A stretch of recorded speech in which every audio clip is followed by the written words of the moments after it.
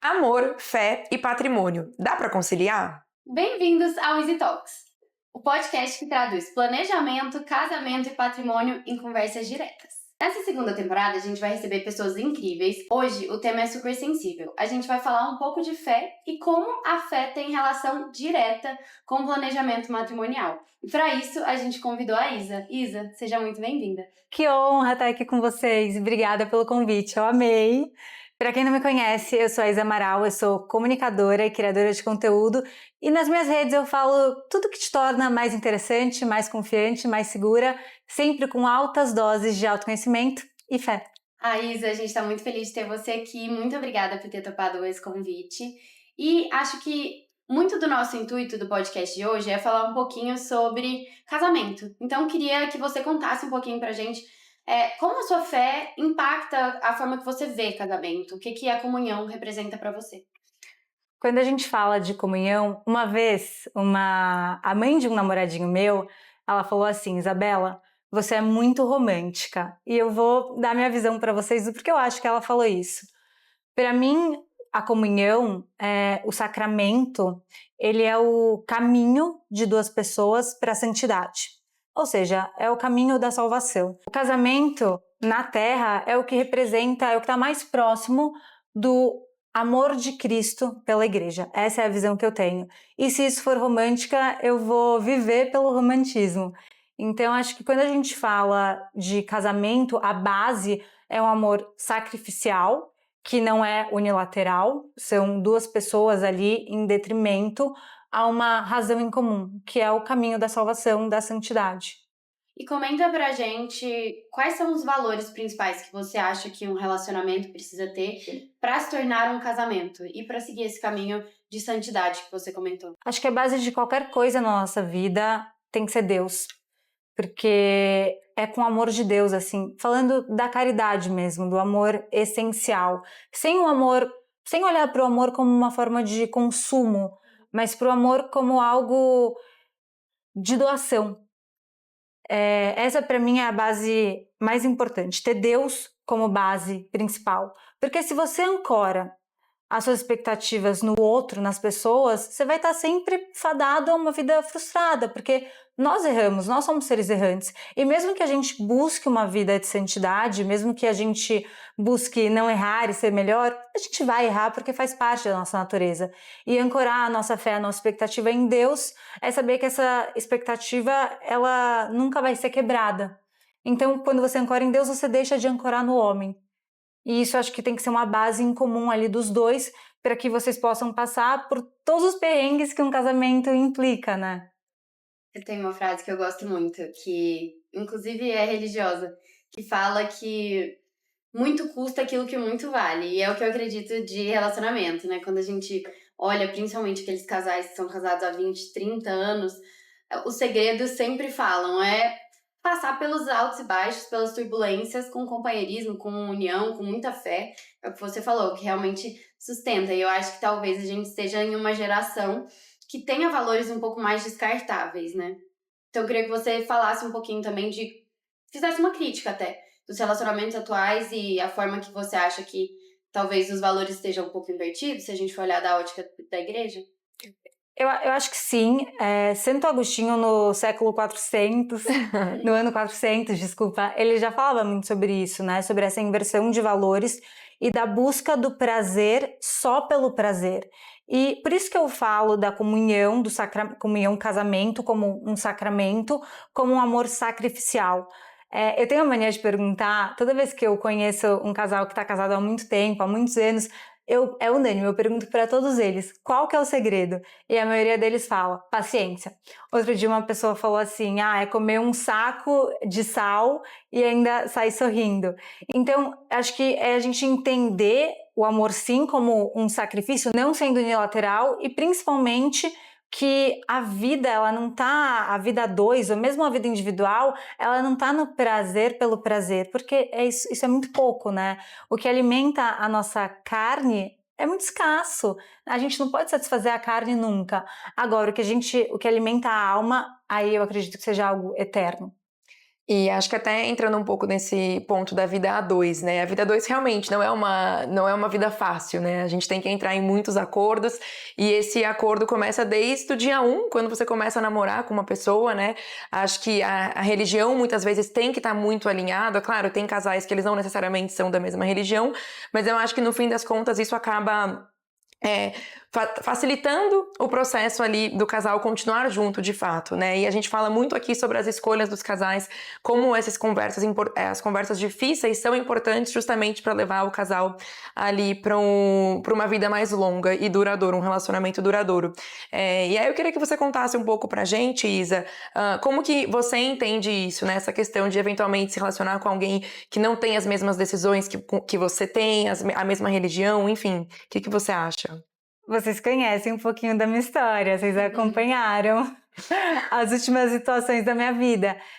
Eu não acredito, eu, Isabela, e eu não tô falando que é certo ou errado, mas isso é o que eu vivi e o que eu acredito. Se são duas pessoas mornas nas religiões, as religiões são diferentes, talvez dê certo.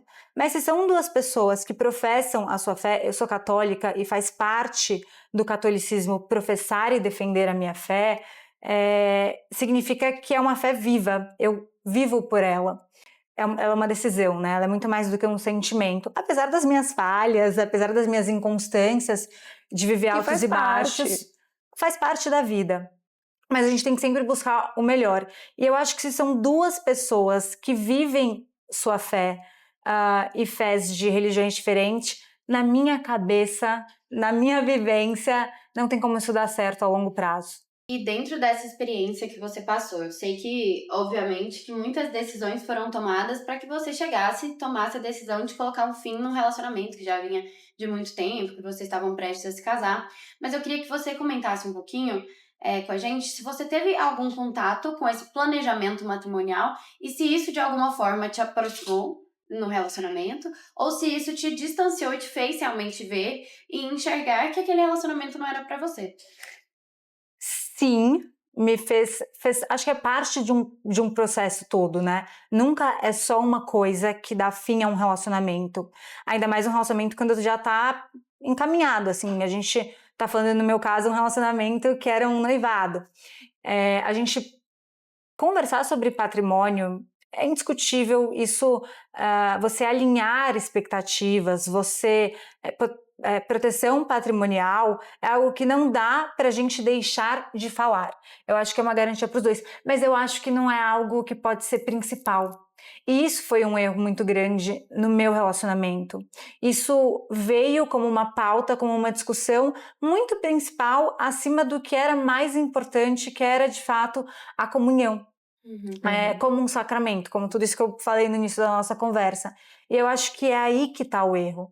Isso é uma consequência do desejo da comunhão, do desejo do sacramento, do casamento, mas eu não acho que pode ser pauta principal da relação. É essencial, mas não é principal, vocês entendem? Vem como uma consequência de toda da própria união, né? Da união. Até acho que um ponto, né? Pra você se casar, eu acho difícil que essa conversa só venha no momento do noivado, né? É algo que é muito natural que venha antes, até pra você justamente estar alinhado, porque são coisas do dia a dia, né? Falar sobre patrimônio, dinheiro, as pessoas veem isso com muita dificuldade. A gente tenta simplificar um pouco. Então é algo que no momento em que você vai ser pedido em casamento, né? A gente tá aqui, mulheres. É uma conversa que muitas vezes já aconteceu, né? É algo que você tá conversando ali, mas de fato não tem que ser a coisa principal. Mas é algo que vai contribuir para a união do casal. Mas, gente, se você tá noiva e ainda não conversou sobre isso, você já tá atrasada. Assim, tem que ser falado, tem que ser alinhado. Porque senão vira uma bola de neve depois. Com certeza. E algo que a gente sempre fala aqui, isso foi pauta de vários episódios do nosso podcast, é falar sobre o tema com leveza e com naturalidade. Porque imagina se o tabu da sua vida em casal, da sua vida a dois, for falar de dinheiro. Então, você pode parar por aí, né? Porque a vida ela é baseada, principalmente a vida adulta, quando você tá tomando uma decisão tão para a vida toda, né? A decisão mais importante da sua vida, você tem que ter e sentir a liberdade de conseguir conversar sobre esse tipo de decisão com aquela pessoa que você está se casando. Então, você tem que poder falar sobre dinheiro, você tem que poder sentar e falar, olha, meu negócio é arriscado, como é que a gente faz para proteger o nosso patrimônio, para te proteger, para proteger nossos filhos? Então, existem várias formas de você trazer o assunto à tona, de abordar essa temática com muito mais naturalidade. E é algo que a gente sempre tenta falar aqui, comentar aqui, que realmente não é para ser um tabu. E se isso é um tabu, então tem que conversar mais para que isso passe, Deixe né? de ser. Eu Deixe de concordo ser, exato. totalmente. Gente, é chato, é óbvio que é chato. Mas quanto mais assuntos difíceis você tem dentro da relação, e mais vocês conseguem passar por esses assuntos chatos, mais isso se torna natural e mais fortalece a união de vocês. No final das contas, vocês conseguem passar por essas etapas complicadas, o relacionamento tá indo no caminho certo. O que não dá é pra falar disso e ficar E com não esse melhorar, peso, né? e não melhorar. Aí tem alguma coisa errada. Eu sempre falo, conversas difíceis fazem relacionamentos fáceis. Então, sempre que eu quero bater um papo com o Caio, introduzir qualquer tema, assim, que eu já sei que vai ser um pouco mais delicado, eu começo com essa frase pra ele já se preparar, que tem alguma coisa vindo. E aí, a gente conversar, né, já naquele mood de que, assim, vamos tentar resolver, vamos conversar pra entrar num consenso. A gente quer estar junto, né? Então, a gente tem que entrar ali numa ideia que os dois concordem, enfim, se adequem ali ao que a gente decidir. E, obviamente, o objetivo é não confundir planejamento patrimonial com falta de amor em hipótese alguma, né? Muito pelo contrário, como a Lu falou, isso fortalece muito o casal, faz com que a gente crie casca para as decisões da vida que vão ser infinitamente mais difíceis do que negociar uma cláusula. E é o que eu sempre falo. Depois que você chega na conclusão, aquele prenup tá na gaveta e a vida a dois, ela vai ser regida como você quiser. Então, é uma decisão que, naquele momento, é extremamente importante, que pode vir a ser importante, seja no momento de uma dívida do seu parceiro, do seu companheiro, seja no momento de separação, seja no momento de falecimento. Então, nesses momentos, realmente, o prenup vai ser muito importante. Do contrário, você vai viver a vida como se ele não existisse. E fazer as regras que vocês bem entenderem, né? E o comportamento do casal vai ser como vocês decidirem. É isso, por isso que eu sempre falo, escolham com sabedoria, recrutem com sabedoria, porque fica mais fácil também quando você já tá com uma pessoa que compartilha dos mesmos valores do que você. Não significa que vai ser fácil. O amor, ele não é necessariamente fácil, né? Ah, é tudo fácil, quando a gente ama tudo é fácil. Não, amor requer conversas difíceis, requer maturidade, requer muitas coisas da vida adulta, Não, e claro, né? assim, até você comentou agora, desculpa até te interromper, mas sobre estar alinhado com a pessoa. E também é claro que não é sempre que você vai ter exatamente as mesmas opiniões e concordar com tudo, mas o amor também é ceder, Exatamente. né? Então é saber o momento em que, não, com isso eu abro mão, porque vocês realmente, é impossível concordar 100% com tudo. E aí eu abro daqui e isso faz parte do amor sacrificial. E assim um casal vai caminhando junto, enquanto um cede daqui, o outro cede dali, e vocês vão construindo isso juntos. E hoje a gente vai fazer uma brincadeira bem legal. A gente elaborou um guia para facilitar um pouco essa conversa, para que a gente conseguisse auxiliar esses casais a tomarem essa decisão, a falarem mais sobre o assunto. E a primeira etapa aqui do nosso joguinho, que a gente sempre comenta, é uma roda de valores. Cada um cita 3 valores que são inegociáveis, e aí a gente já começa com um relacionamento minimamente alinhado. Adorei isso, gente, muito bom. Porque tem gente que não sabe nem por onde começar. Quer começar a falar, sabe a importância, mas não sabe por onde começar. Eu amei.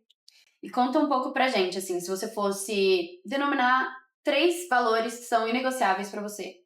Fé, e eu falo da fé cristã católica, porque eu quero que meus filhos vivam, sejam batizados e vivam os sacramentos também da Igreja Católica, como eu quero viver isso ao lado do meu futuro marido.